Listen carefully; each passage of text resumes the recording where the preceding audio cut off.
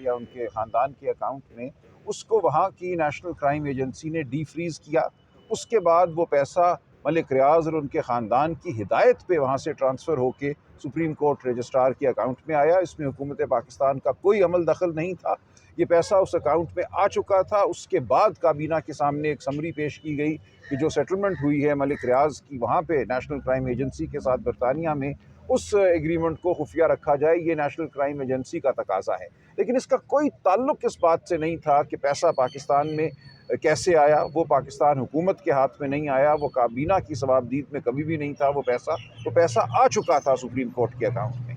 जब ये बात वाज़ेह हो गई तो इसमें ना इमरान खान का कोई रोल रहता है, ना वफाकी काबीना का कोई रोल रहता है। तमाम बात मैं समझता हूँ बिल्कुल अब वाज़ेह है। जो रिकॉर्ड हुई है एविडेंस, उसमें कोई अब इबाहम नहीं, कोई शुबा नहीं है कि इसमें काबीना का कोई रोल नहीं था। सर जी बताइएगा, आपने कहा है कि ये जो 3 जमातें हैं जिनने मैंडेट चोरी किया, मुस्लिम लीग नून, पीपल्स पार्टी और एमक्यू, इनसे आपकी कोई बात नहीं होगी, हुकूमत में यही 3 जमातें ही हैं।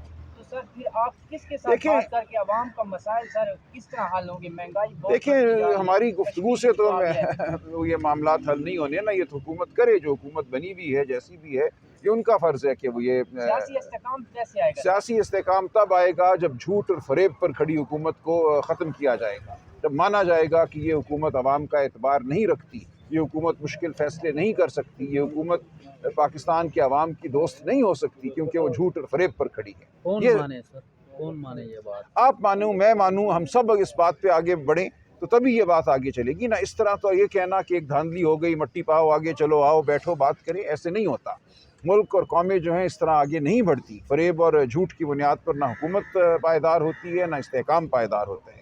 ये एक झूठ और फ़रेब का इस्तेहकाम होता है। इसलिए हमें ये गुफ्तगू करनी है, वरना इस मुल्क में फस्तायत का राज होगा आइंदा हमेशा के लिए। अगला इलेक्शन भी अगर इसी तरह हुआ तो आप और मैं क्या कर लेंगे?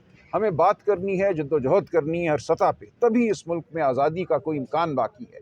वरना हर इलेक्शन इसी तरह होगा और हम हमेशा महकूम रहेंगे। बहुत शुक्रिया जी। सर आपसे